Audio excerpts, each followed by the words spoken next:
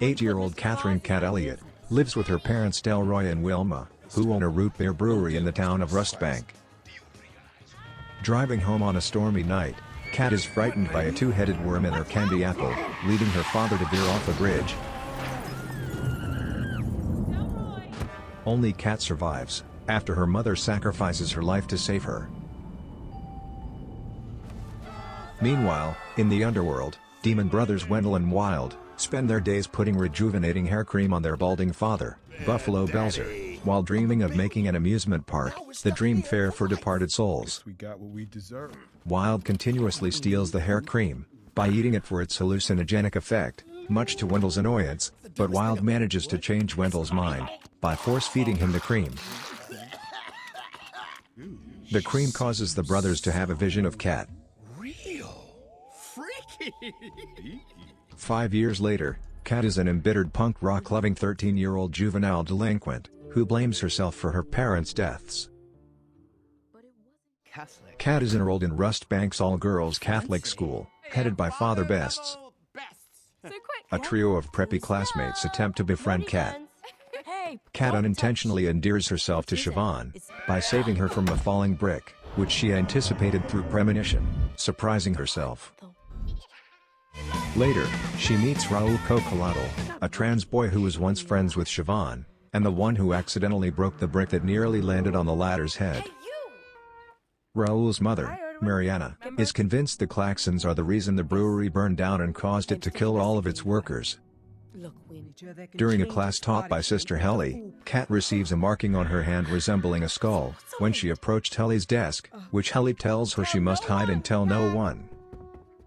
The mark alerts Wendell and Wild from a possessed stuffed bear called Beelzebub, who marks her from Helly's desk, identifying Cat as their Hell Maid, and they appear to her in a dream, and make an empty promise to revive her parents if she summons them to the world of the living, although demons cannot resurrect the dead. What do you got to lose? Cat steals Beelzebub from Helly's desk, needed to summon Wendell and Wild. Helly, once a Hell Maiden herself, works with the school's janitor and secret demon hunter, Manberg the Merciless, who hunts demons and keeps them in jars. Father Bests is revealed to be in league with the Claxons, who kill him as the last witness to their factory fire.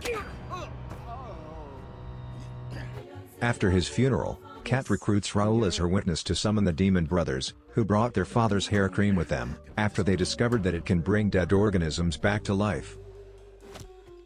However, by taking the wrong way, the brothers appear in another part of the cemetery, and Cat believes she has been stood up.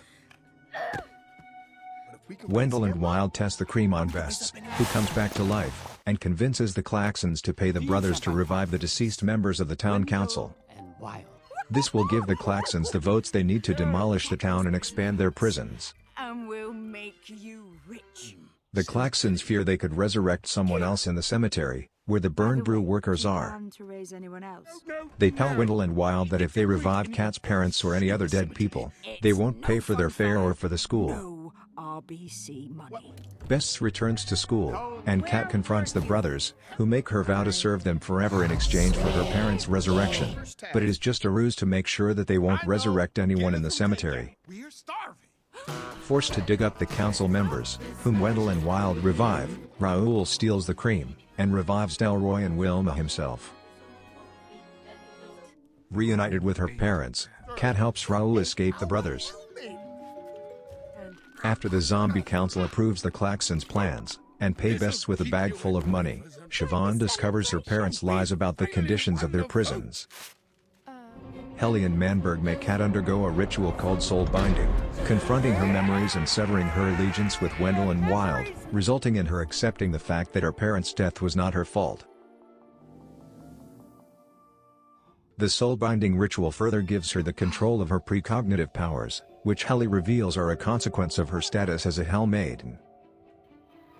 After learning of their resurrection, Bests, Wendell, and Wild kidnap Delroy and Wilma, and take them to the cemetery to kill them, until Cat, Raul, Helly, and Manberg stop them, where Siobhan, who followed her pet pygmy goat to the cemetery, reveals that her parents paid Bests, Wendell, and Wild worthless company money.